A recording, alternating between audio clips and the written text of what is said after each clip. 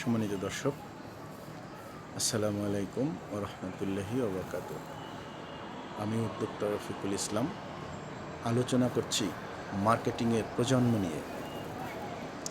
যুগ যুগ যুগ ধরে মার্কেটিং বিভিন্নভাবে আমাদের কাছে ধরা দিচ্ছে এবং এগুলো আমাদের প্রয়োজনের তাগিদেই করতে হয়।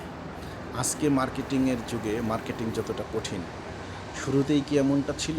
অর্থাৎ মার্কেটিংয়ের ফার্স্ট জেনারেশন বা 1946 থেকে 1964 সালের যে মার্কেটিংয়ের হিস্টোরি, এখানে এই মার্কেটিংয়ের এই প্রথম স্টেপে মার্কেটিং নিয়ে তখন এত রিসার্চ বা গবেষণা ছিল না, কারণ তখন পণ্যই ছিল না বা পণ্য আবিষ্কার করাটাই ছিল তখন। পণ্য ছিল না বলতে পণ্য আবিষ্কার করাটাই ছিল তখন মুখ্য উদ্দেশ্য। কারণ আজকের দিনের মতো কাঁচামাল, আজকের দিনের মতো আধুনিক বা ডিজিটাল মেশিন এইগুলো তখন ছিল না। তখন প্রোডাক্টটা উৎপাদন করাটা বা প্রোডাকশনটাই ছিল ব্যবসার মূল বেস। তো এই এটাকে ধরা হয় ফার্স্ট জেনারেশন মার্কেটিং। এরপর সেকেন্ড জেনারেশন মার্কেটিংয়ে এসেই যখন প্রোডাকশনটা অ্যাভেলেবেল হতে লাগলো বিভিন্ন জায়গা থেকে, তখনই শুরু হলো কাস্টমার সন্তুষ্টি। এবং এই সেকেন্ড জেনারেশন মার্কেটিংটা 1965 সাল থেকে 1980 সাল এই সময়টাকেই ট্রিট করা হচ্ছে। এরপরে আসলো থার্ড জেনারেশন মার্কেটিং।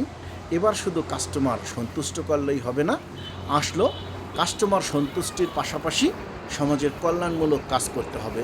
যেমন আপনারা জানেন যে ক্লোজ আপ অন বিভিন্ন ধরনের সামাজিক অনুষ্ঠান করেছে, তারপরে বিভিন্ন কোম্পানি বৃক্ষরোপণ করেছে, তারপরে স্কুলের ছেলে মেয়েদেরকে বিভিন্ন ধরনের উপবৃত্তি দিচ্ছে, সমাজের কল্যাণের জন্য তারা এগিয়ে আসতেছে এবং এখানেই কাস্টমারকে তারা হুক করার চেষ্টা করছে।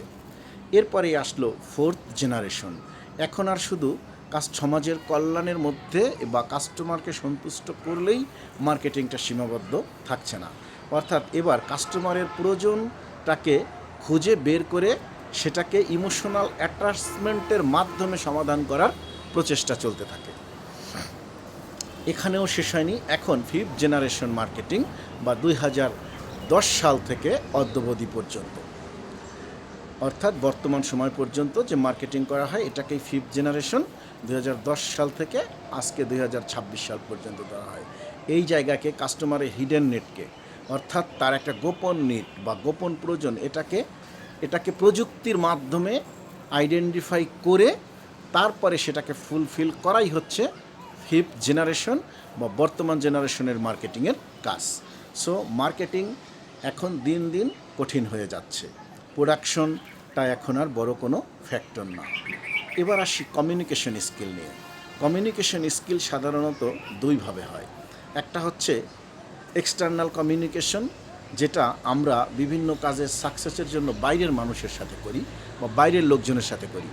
আর ইন্টারনাল কমিউনিকেশন ইন্টারনাল কমিউনিকেশনটা হচ্ছে যেটা নিজের সাথে নিজের কানেক্ট, নিজের যে প্যাশন, নিজের যে উদ্যম, এটার সাথে নিজেকে বারবার পরিচয় করিয়ে দেওয়া এবং নিজের সাথে নিজের একান্ত কিছু যোগাযোগ রক্ষা করা।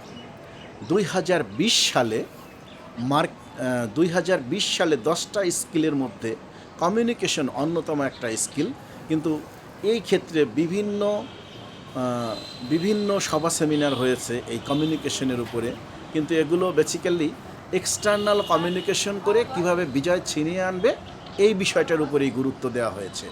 কিন্তু এই ইন্টারনাল কমিউনিকেশন গ্যাপ থাকার কারণে এক্সটার্নাল কমিউনিকেশন দিয়ে অনেকে অনেক বড় ধরনের সাকসেস হয়েও আত্মহত্যা করতে হয়েছে। তাই আমাদের উচিত এক্সটার্নাল কমিউনিকেশন এবং ইন্টারনাল কমিউনিকেশন দুটোকেই সমানভাবে গুরুত্ব দেওয়া। আজ এ পর্যন্তই। আসসালামু আলাইকুম ওয়া রাহমাতুল্লাহি ওয়া বারাকাতুহু।